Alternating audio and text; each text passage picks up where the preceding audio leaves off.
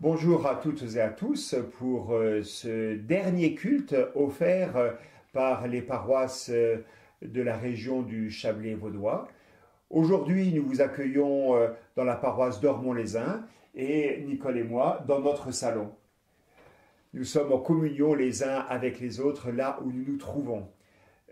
Pour les cultes prochains, c'est-à-dire à partir du 6 décembre, les cultes auront lieu chacun dans sa paroisse, mais limités à 30 personnes. Alors voilà, nous entrons aujourd'hui par ce culte dans le temps de l'Avent. Et ce qui est incroyable avec Dieu, c'est qu'il est à la fois celui qui marche devant nous et celui qui est avec nous. Il est à la fois celui qui est à côté de nous et celui qui nous promet un avenir à espérer. En tout cas, la bonne nouvelle attachée à cette période, c'est de réaliser la beauté et la force du nom par lequel Dieu veut être connu et reconnu. Il veut qu'on l'appelle désormais Emmanuel, c'est-à-dire le Dieu de notre côté. Oui, Dieu est de notre côté contre tout ce qui nous menace, nous déprime et parfois nous décourage. Alors, frères et sœurs, que la grâce et la paix soient avec vous de la part de Dieu notre Père et de Jésus-Christ, notre Sauveur. Amen. Amen. Aujourd'hui, nous aimerions vous parler de rencontres. C'est risqué de parler de rencontres alors que nous ne savons pas encore si nous pourrons serrer dans les bras tous les êtres qui nous sont chers, si nous serons limités dans nos invitations autour d'une tablée. Les amis et la famille nous manquent certainement. Les masques, la distance, la prudence nous frustrent du visage, du corps et en réalité de la plénitude de la rencontre qui habituellement sollicite tous nos sens. Mais malgré tout cela, et avec tout cela, la rencontre aura lieu. Et nous serons un peu comme un handicapé qui développe toutes ses autres aptitudes pour compenser le sens qu'il a perdu. Oui, nous sommes capables d'une hypersensibilité à l'autre. Nous sommes capables d'un amour vrai et d'un échange en profondeur. Et c'est pour cela que les paroisses de la région du Chablais vaudois vous invitent à ces moments de recueillement, de silence intérieur, de parole et de musique. Oui, en cet instant, dans votre chambre, dans votre salon, Dieu lui-même vient. Il est présent pour vous rencontrer, vous, personnellement. Et à chacun, il offre sa paix et la certitude de son amour. Amen. Nous allons louer Dieu avec le Magnificat. Oui, vraiment, le Seigneur est grand. Je le chante. Mon cœur est dans la joie à cause de Dieu qui me sauve. Il a fait attention à moi, sa servante sans importance. Oui, à partir de maintenant, les gens de tous les temps diront mon bonheur. Le Dieu Tout-Puissant a fait pour moi des choses magnifiques. Son nom est saint. Il sera plein de bonté pour toujours envers ceux qui le respectent avec confiance. Il agit avec beaucoup de puissance. Il chasse ceux qui ont le cœur orgueilleux. Il renverse les rois de leur siège et il relève les petits. Il donne beaucoup de richesses à ceux qui ont faim et les riches, il les renvoie les mains vides. Il vient au secours du peuple d'Israël, son serviteur. Il n'oublie pas de montrer sa bonté. Voilà ce qu'il a promis à nos ancêtres, à Abraham et à sa famille pour toujours. Nous allons entrer dans cette célébration par de la musique qui va être jouée par des amis de La Forclaz sur la base de la famille Pité.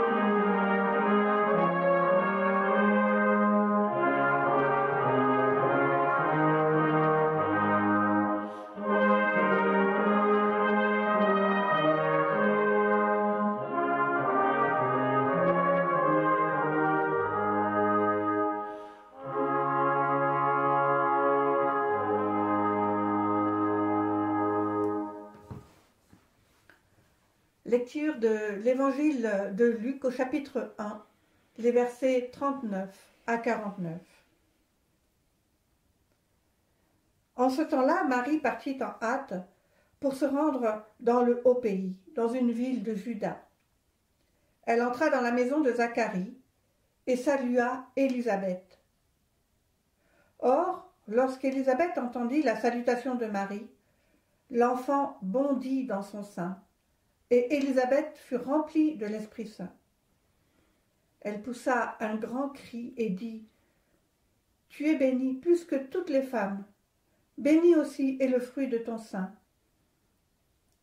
Comment m'est-il donné que vienne à moi la mère de mon Seigneur ? Car lorsque ta salutation a retenti à mes oreilles, voici que l'enfant a bondi d'allégresse en mon sein.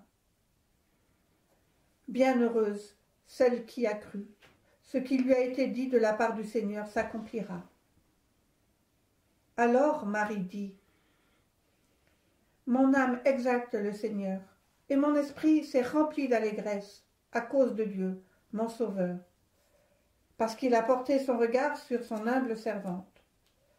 Oui, désormais, toutes les générations me proclameront bienheureuse, parce que le Tout-Puissant a fait pour moi de grandes choses. Saint est son nom. »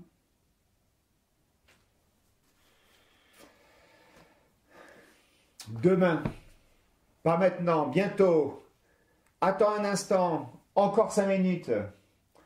Nos enfants, quand ils étaient jeunes, ne supportaient pas quand nous leur répondions à une demande comme ça par un futur. Ils nous disaient : « Mais pourquoi pas là, maintenant, tout de suite ?» Et comme je les comprends, plus ça va, plus je m'agace d'attendre la fin de ceci, la permission de cela, la possibilité d'aller et de venir librement. Bien souvent, la foi chrétienne est associée à des promesses qui concernent le futur et même carrément l'au-delà.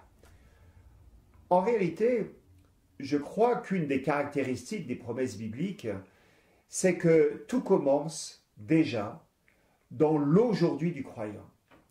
C'est la même dynamique de vie qui agit dans mon existence présente et qui dominera mon après-mort. Celui qui me relève quand je tombe aujourd'hui est le même qui me relèvera de la mort demain. Toute l'espérance chrétienne doit pouvoir se conjuguer au présent si elle veut avoir du sens pour le futur. Et c'est vrai aussi pour le temps de l'Avent qui s'ouvre par ce dimanche.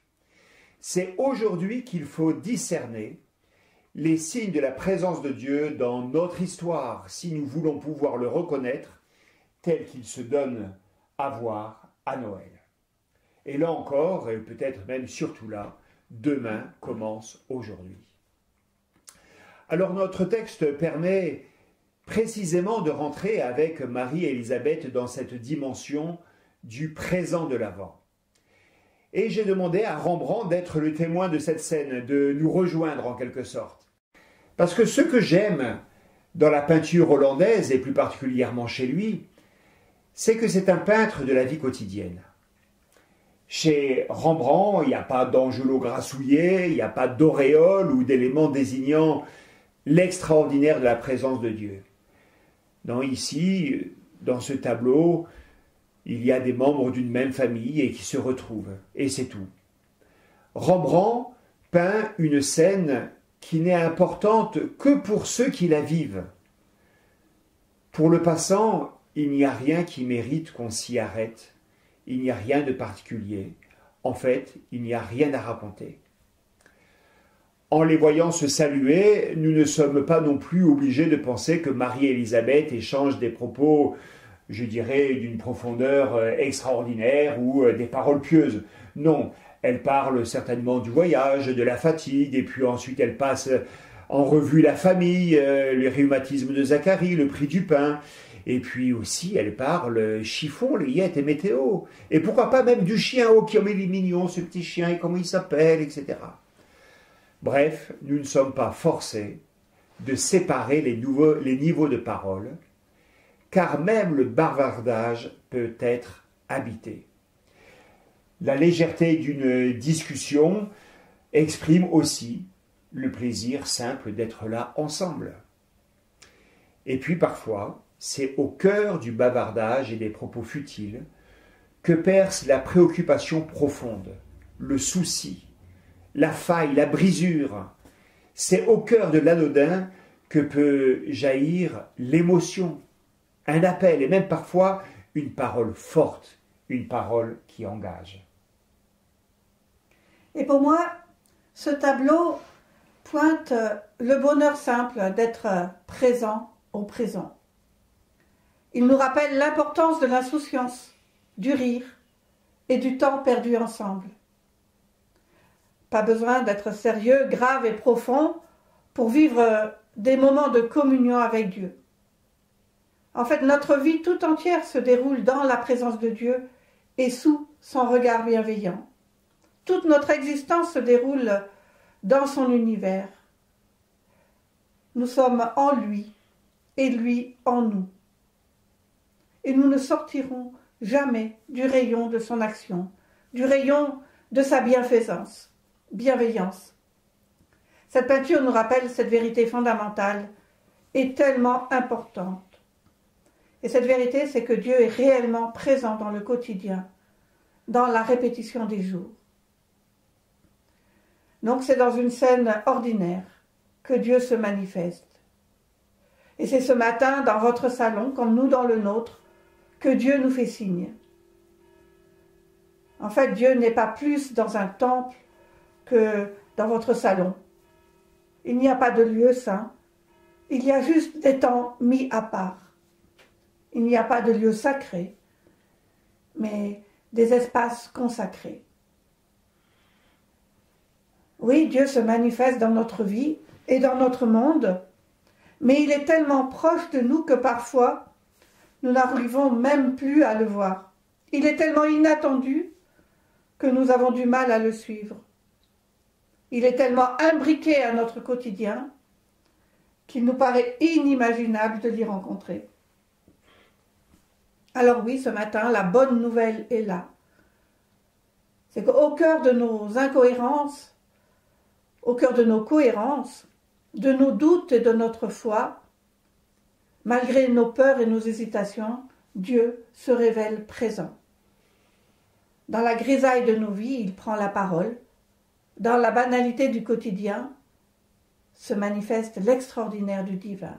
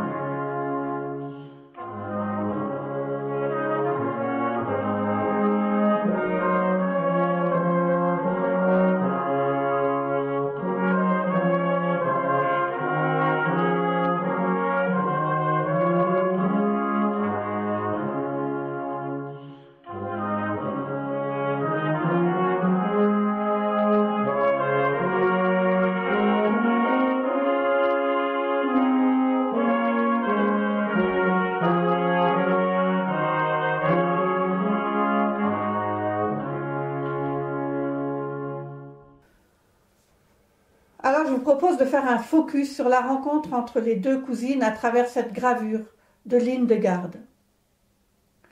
Fondamentalement, la Bible est une histoire d'hommes et de femmes qui ont fait l'expérience de Dieu à travers les événements de la vie et notamment à travers les rencontres qu'ils ont pu vivre.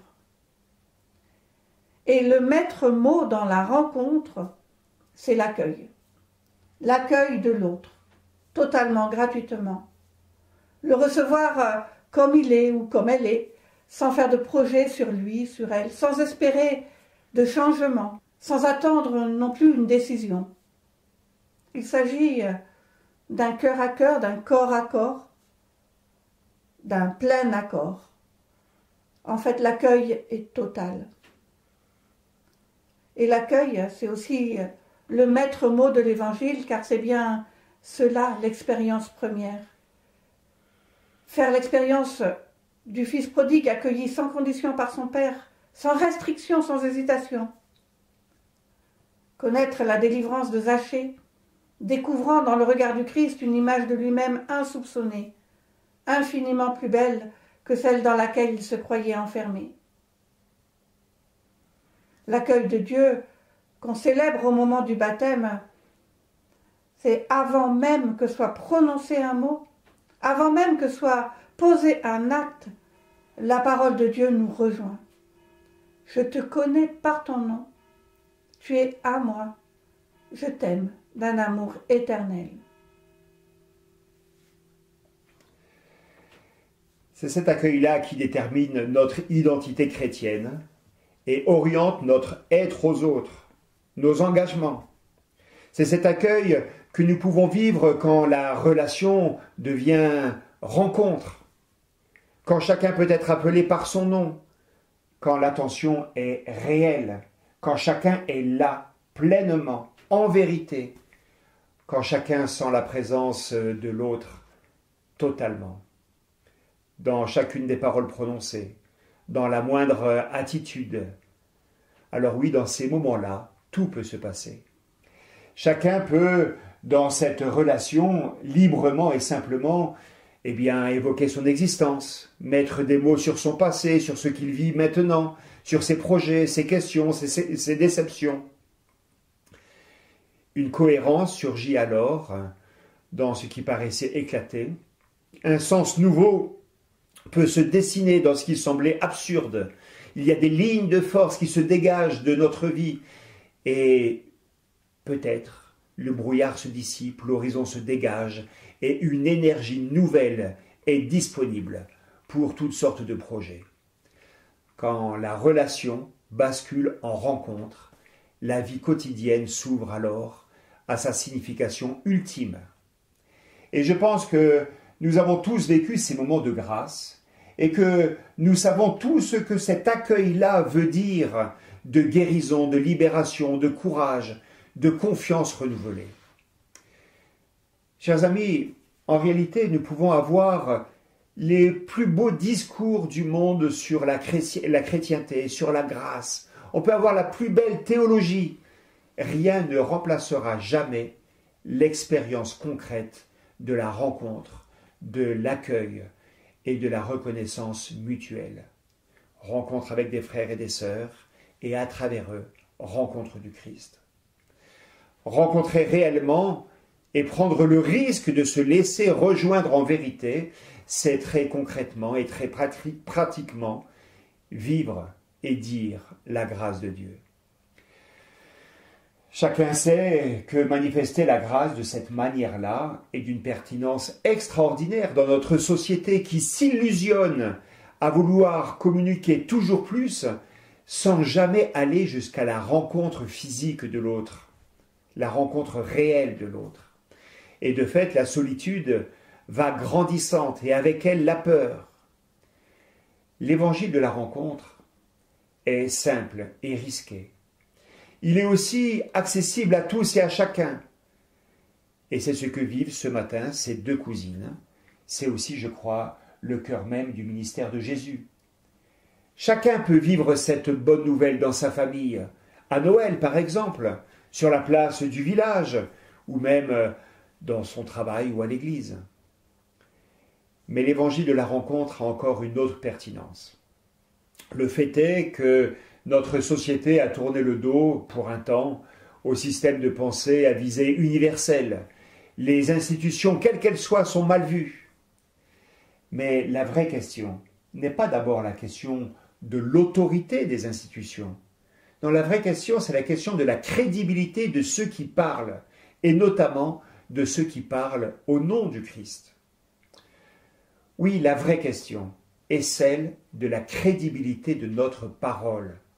Comment la parole du Christ s'inscrit-elle dans notre vie? Ou pour reprendre la lithographie de Lindegaard, comment la parole du Christ se donne à entendre à travers notre vie?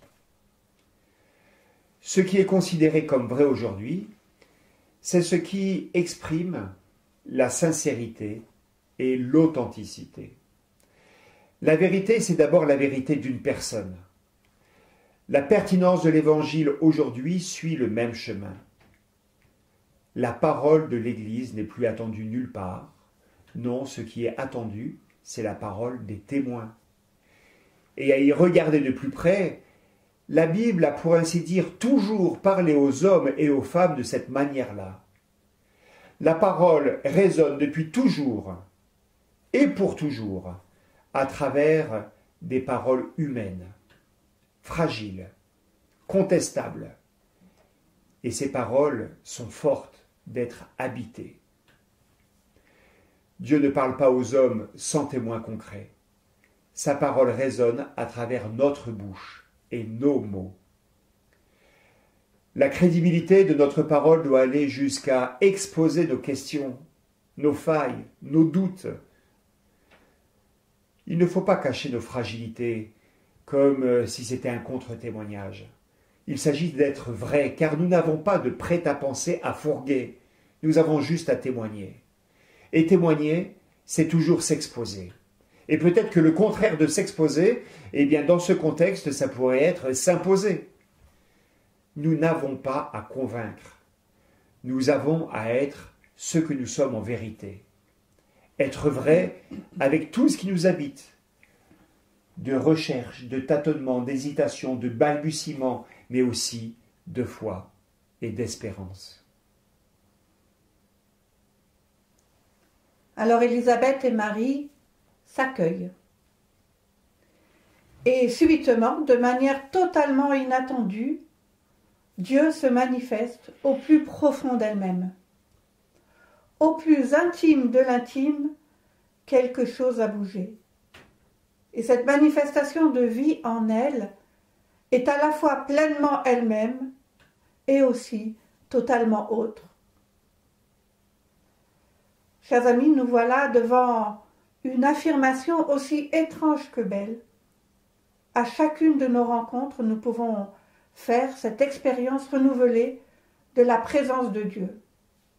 Et nous pouvons être l'occasion pour d'autres de ce tressaillement intérieur. Oui, dans des moments de grâce, Dieu peut se révéler présent. Et à ce moment-là, on peut se dire que c'est réellement Noël. Alors voilà, nous étions partis d'une visite anodine, ordinaire, pour arriver à une présence réelle de personne à personne. Christ s'est invité et l'ordinaire est devenu extraordinaire. Et la relation est devenue révélation. Et nous voilà maintenant devant ce mystère de l'advenue du Christ au cœur de nos vies. Nous voilà témoins de cette rencontre mystérieuse au plus intime du plus intime de nos vies. Alors Hildegard a fait de ces femmes des temples du Saint-Esprit, des temples dans lesquels Dieu habite. Et nous voilà investis d'une dignité nouvelle. Nous sommes le tabernacle du Seigneur. Nous sommes le temple du Seigneur. Marie porte en elle le visage du Christ. Elle assume de porter le visage du Christ. Elle assume de porter le projet de Dieu, pleinement manifesté par son Fils.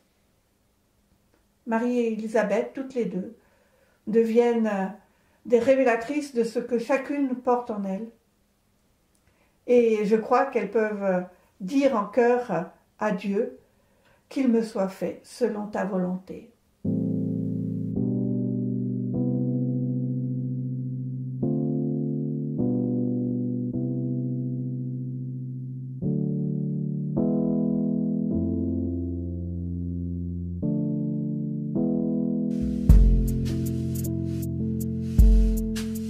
Magnifique est le Seigneur, tout mon cœur pour chanter Dieu.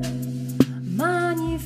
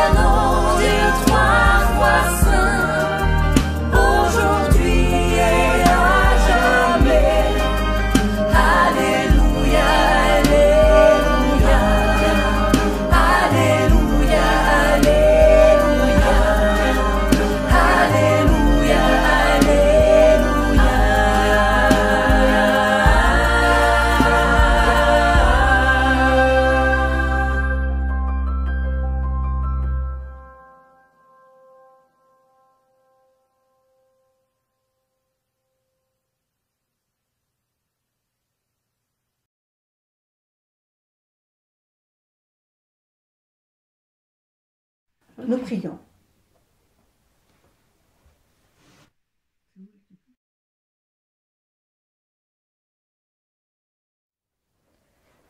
Alors Seigneur, ce matin, nous voulons nous tenir devant toi, tels que nous sommes, et te redire que nous voulons nous réjouir pleinement du salut annoncé en Jésus.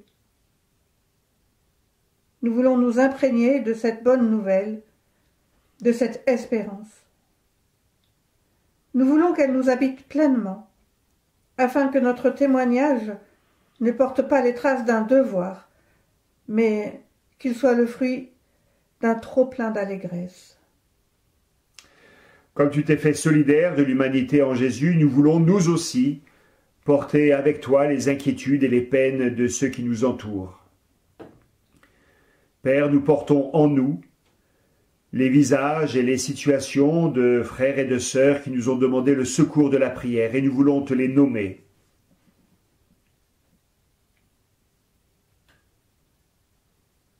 Nous te prions pour les décideurs de ce monde, afin qu'ils reçoivent de toi la sagesse nécessaire pour le bien-être des plus fragiles, ceux qui habitent à côté de nous et ceux qui vivent plus loin.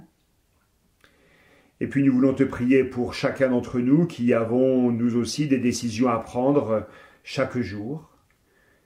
Et aujourd'hui, à travers cette votation tellement importante, Seigneur, crée en nous le vouloir et le faire, afin que nous arrivions enfin à vivre en cohérence avec nos convictions profondes. Rends-nous attentifs à ta présence mystérieuse à nos côtés, dans l'ordinaire des jours, dans la répétition du quotidien. Donne-nous d'accueillir avec confiance tout ce qui vient de toi. Et aujourd'hui, avec Élisabeth et Marie, nous voulons accueillir la joie qui vient de toi. Nous voulons aiguiser notre perception du monde pour y découvrir ton œuvre, la réalisation déjà commencée de tes promesses. Oui, nous voulons que cette joie rayonne autour de nous, afin d'être de ceux qui réveillent l'espérance là où la grisaille semble vouloir l'emporter. Et avec tous les enfants de Dieu, nous te disons d'une même voix, Notre Père qui es aux cieux, que ton nom soit sanctifié, que ton règne vienne, que ta volonté soit faite sur la terre comme au ciel. Donne-nous aujourd'hui notre pain de ce jour. Pardonne-nous nos offenses, comme nous pardonnons aussi à ceux qui nous ont offensés.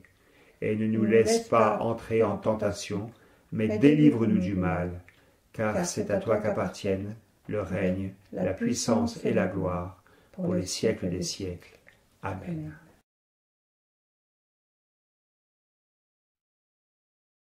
Voilà, chers amis, ce culte va s'achever très rapidement. Je voudrais juste vous rappeler que vous êtes maintenant accueillis pour les dimanches suivants dans vos communautés, dans vos temples, même si la présence est limitée à 30 personnes. Et puis, n'hésitez pas à participer à la vie de votre paroisse, notamment à travers une offrande qui est vraiment nécessaire à la vie de l'Église. Alors recevons maintenant l'envoi et la bénédiction. Comme à Jacob en route vers son avenir, comme à Josué sur le point d'entrer en terre promise, le Seigneur nous dit aujourd'hui, je suis avec toi. Je te protégerai partout où tu iras. Je ne t'abandonnerai pas, je ferai tout ce que je t'ai promis. Jamais je ne t'abandonnerai, jamais je ne te laisserai sans secours. Parce que je vis, vous vivrez aussi. Amen.